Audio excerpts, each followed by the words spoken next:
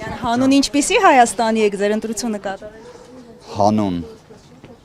բարեկեցությունը որպես գերակայող արժեք դիտարկող,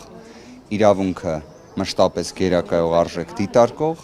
մարդասիրությունը որպես անսակարկելի արժեք դիտարկող, փոփոխություններ բերող եւ իրապես ուժեղ Հայաստանի։ Հավատում եք հաղթանակին։ Այո։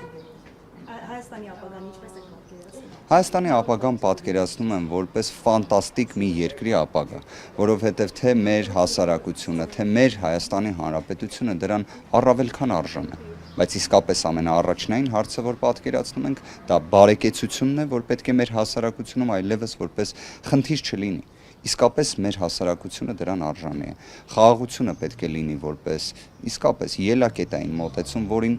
իրապես հավատում ենք, եւ նույնիսկ դուք գիտեք, որ նաեւ հայտարարություն էլ այն չէ, որ մենք նույնիսկ երաշխավորում ենք, որ այն լինելու։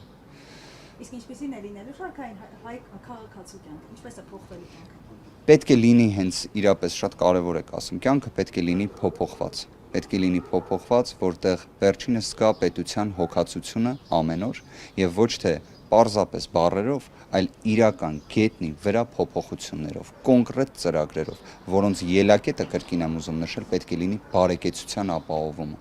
Մենք չպետք է Հայաստանի Հանրապետությունում ունենանք ծայրահեղ աղքատության մեջ գտնվող հայրենակիցների նշված խնդիրը պետք է լուծվի եւ կարող է լուծվել։ Սա ես եմ շնորհակալ։